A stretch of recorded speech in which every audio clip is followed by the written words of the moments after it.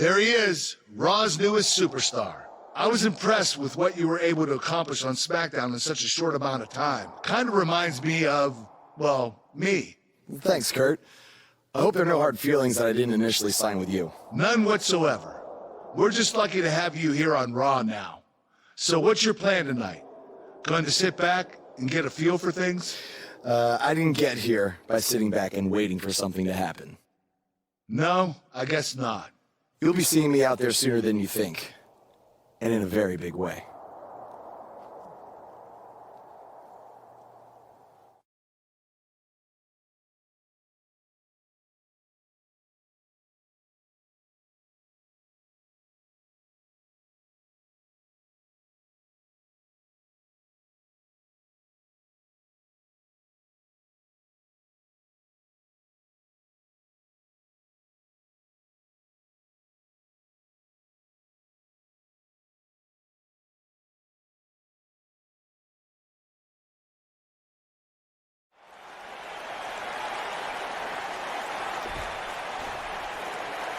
We are gathered here tonight for a very special occasion. To celebrate a milestone that only the most successful television programs reach. That's right. This is the 100th episode of Miz TV. When my hand goes up, your mouth goes shut. Show some respect for the moment in history you are witnessing. Do you know the kind of blood, sweat, and tears that go into making a production like this week in and week out? No, you don't. Because you've never made one episode of anything, let alone 100. Now, in honor of this achievement, I put together a special documentary recapping the series' greatest moments that I'd like all of you to watch for the next 10 minutes. Please, turn off your cellular devices and enjoy the show.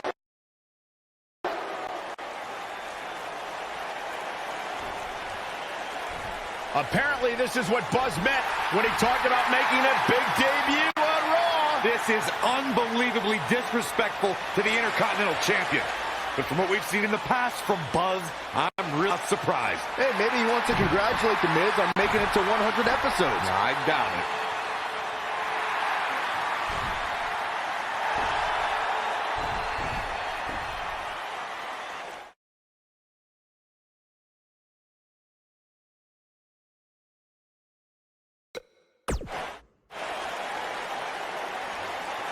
What the hell are you doing interrupting my 100th episode celebration? Answer me, damn it!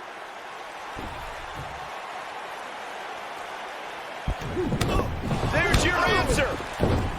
And now the Miztourage quickly join in on the fight. It's 3-on-1! Skull-crushing finale! Buzz's big debut on Raw certainly didn't go as planned. Ladies Welcome and to gentlemen, another edition of TV's Elias. longest-running weekly episodic television program, Monday Night Raw. Hello, I am Elias. I've got one question for everyone here tonight. Who wants to walk with Elias? Now, last week we had a newcomer arrive on the scene and challenge The Miz. He quickly learned that in WWE, if you mess with the bull, you get the horns. And when I say WWE, I am referring to the WWE that stands for Walk with Elias. We got a new guy here named Buzz, who got beat down by The Miz.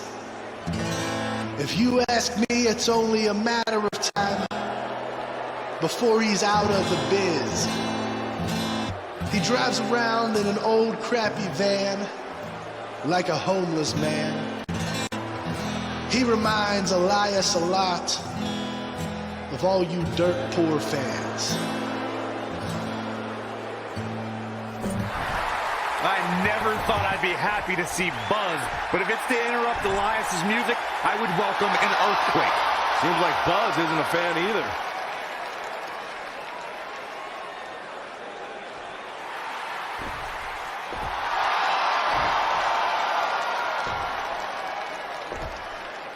Okay, I think I speak for everyone here when I say we've heard just about enough.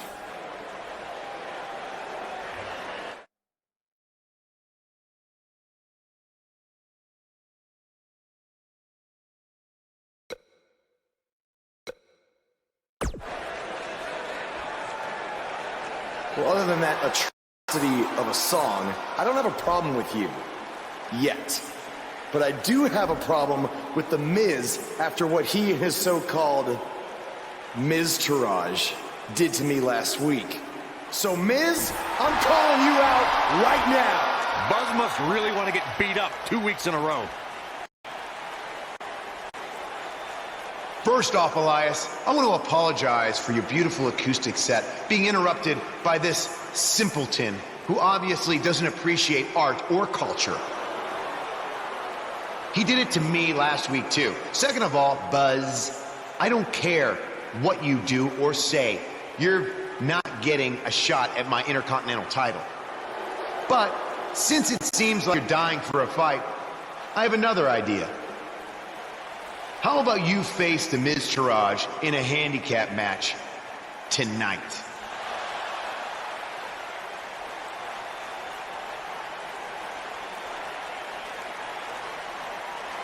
You know what?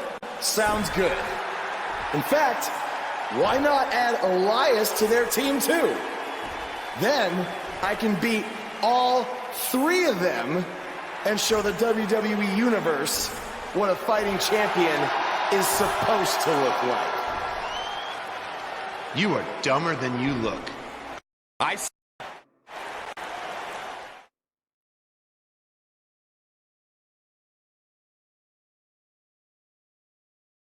There's been a ton of chatter on social media about this.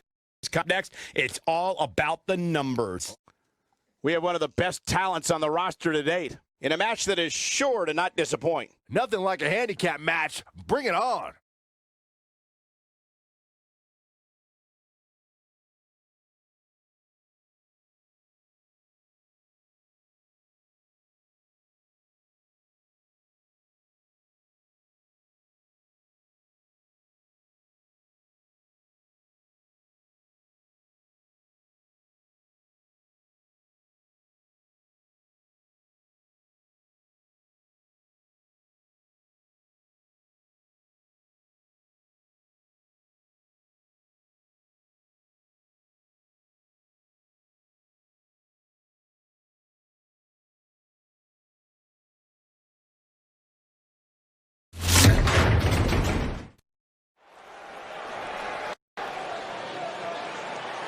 That music can mean only one thing. It's Buzz!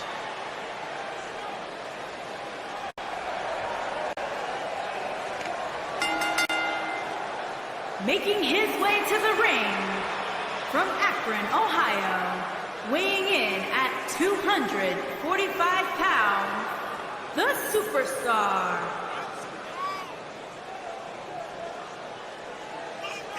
Every superstar has a goal in WWE, and Buzz told me he's aiming high with his. He wants to have a career that one day is recognized with a spot in the WWE Hall of Fame.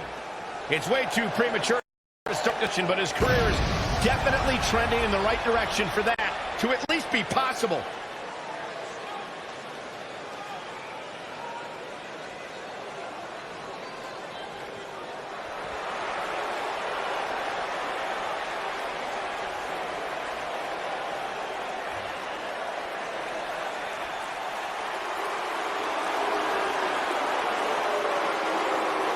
And his opponent, first, from Chaplin, Minnesota, weighing in at 228 pounds, Chris Axel.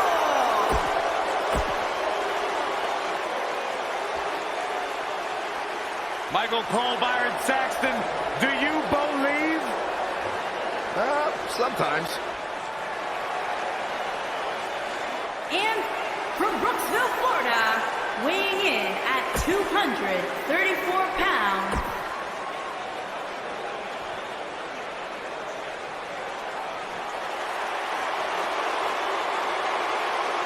Are you guys ready to walk with Elias? I'm so excited. I can tell.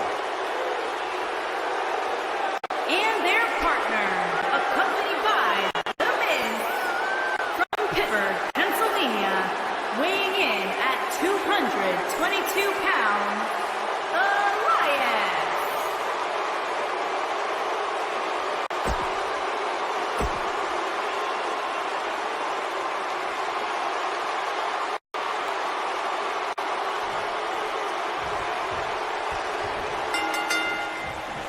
And we're off. Wow. With what has the makings of a potentially very ugly handicap match. And my math tells it's about to get ugly real fast.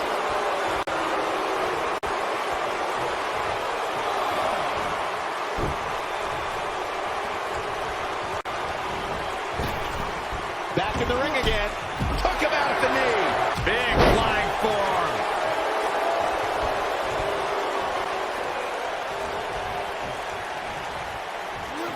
Slammed with authority. What a stomp. Good grief.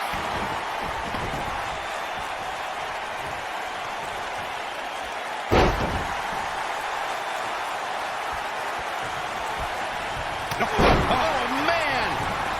Elbow drop.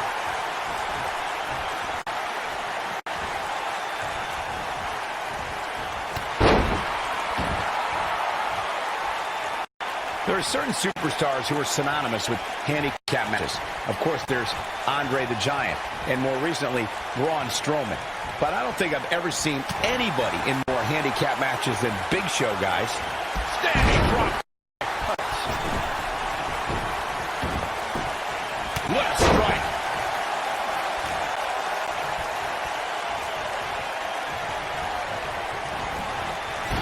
I couldn't agree with you more about what you were saying earlier, Michael. It seems like Big Show has been in dozens, if not hundreds, of handicap matches. And believe it or not, they say he won the majority of them. Yeah, but I can tell you didn't win.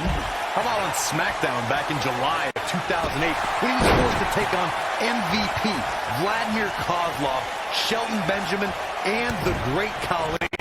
Well, I don't know if there's a man alive who could have turned back that foursome.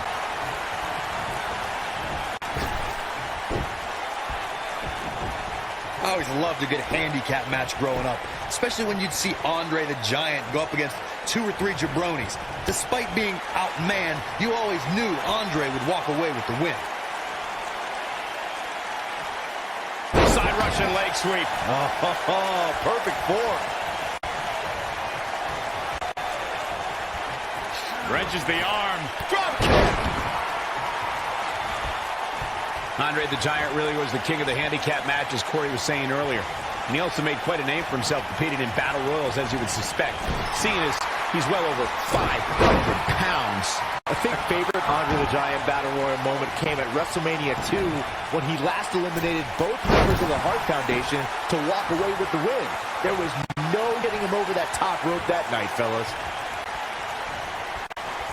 What does Buzz have in store? We're about to find out. What he's going to do. Talk about dismantling your opponent. That creates a big opening here.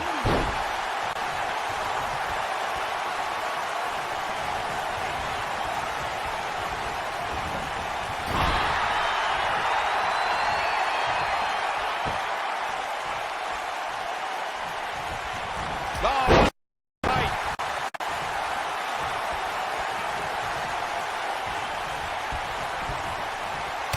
Nasty impact.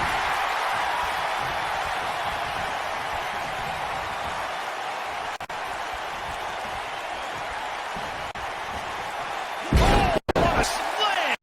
Landed him.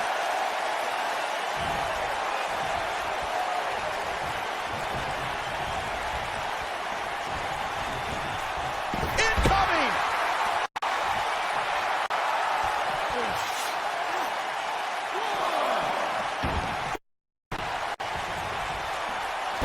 We've seen some pretty lopsided handicap matches over the years, and one that stands out in my mind, well, it might just be the 2010 encounter that saw John Cena take on 6 members of the Nexus.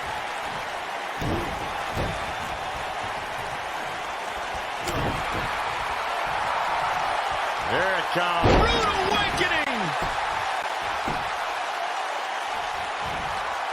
That 6-on-1 match Byron brought up earlier actually could have even been more lopsided. If you remember, it was originally supposed to be 7-on-1, but John Cena was able to take Darren Young out of the injured him the week prior.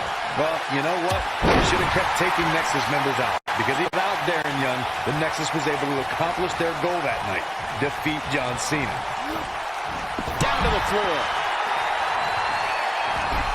Oh, man, what a hit. Knocked right off the apron. Oh, man, what a hit. Knocked right off the apron. Hey, guys, remember when Shane McMahon competed against the supposed Legion of Doom in a handicap match back in 1999? What a joke that was. He told everybody he'd go up against Hawk and Animal. Instead, what we got were a couple of LED imposters. Heavy duty right hit. Whoa, down he goes. That was impressive, Cole. Oh, flying forearm. That'll turn your lights out. I remember that Shane McMahon's handicap match you were mentioning earlier, and those imposters posing as Hawk and Legion of Doom were none other than Pat Patterson and Gerald Briscoe. Or should I call them the Stooges? No, you shouldn't call them Stooges. Have a little respect, Cole. We're talking about two Hall of Famers here. A lot can go wrong in a match like this, guys. In fact, I'll be surprised if we don't see a major injury occur here tonight. There he goes, crashing to the floor.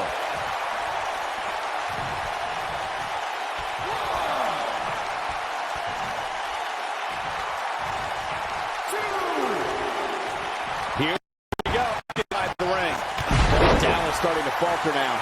To Corey's point, handicap matches are an incredibly dangerous atmosphere, and being outmanned in any way, whether it's by 1, 2, or even more competitors, can result in serious injury. Or in the case of Braun Strowman, you can be outmanned and still somehow be the one delivering the injuries. I mean, he is absolutely unbelievable.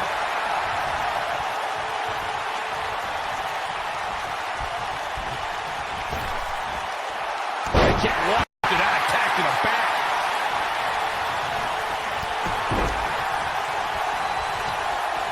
All right, Elias.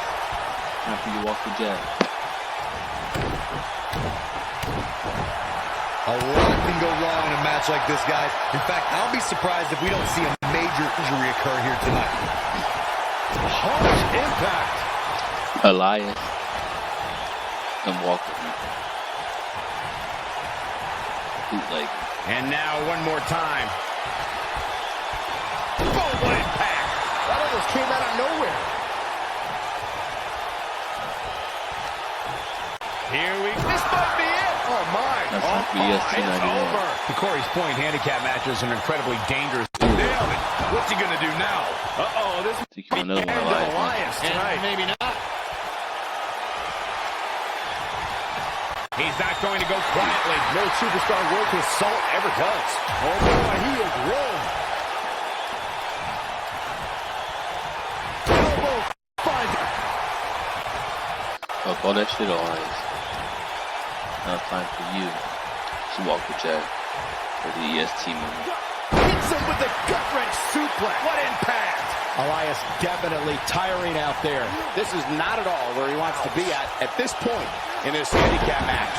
It's going to be hard for him to win this handicap match if he doesn't somehow find a way to fend off some of this punishment he's taking.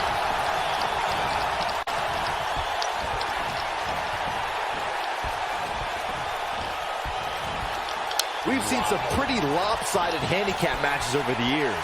And one that stands out in my mind, well, it might just be the 2010 encounter that saw John Cena take on 6 members of the Nexus. He's stumbling some now. He doesn't want to let this match get out of control, guys. Handicap matches are all about the odds, Cole. Sometimes understanding and navigating those odds correctly. All right, as be back fair in there to or put whooping unfair on as you, they may boy. seem, can make all the difference in the world. That 6-on-1 match Byron brought up earlier actually could have even been more lopsided. If you remember, it was originally supposed to be 7-on-1, but John Cena was able to take Darren Young out of the equation when he injured him the week prior. Well, you know what? He should have kept Nexus members out, because even without Darren Young, the Nexus was able to accomplish their goal that night, defeat John Cena.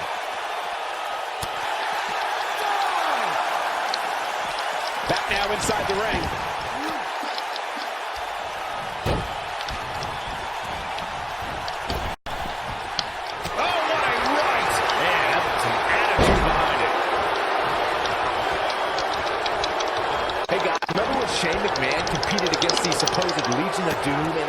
handicap match back in 1999? What a joke that was. He told everybody he'd go up against Hawk and Animal. Instead, what we got were a couple of LOD imposters. Oh boy, he is rolling. Whoa, Elias able to avoid damage.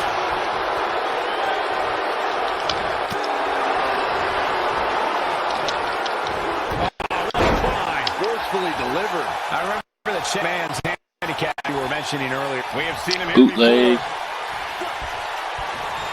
Took the ass off the bitch. But he's running on fumes here. Does he have enough left in him to capitalize? Moves like that can end your career. This could end it in a hurry.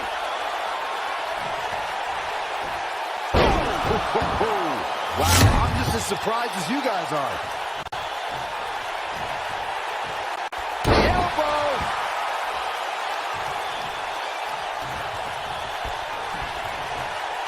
Nasty impact. Keep your eye on this one.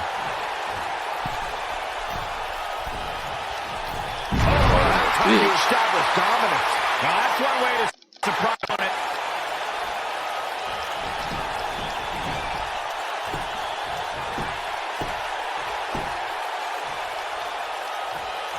To be honest, given the numbers, I expected this one to be over by now.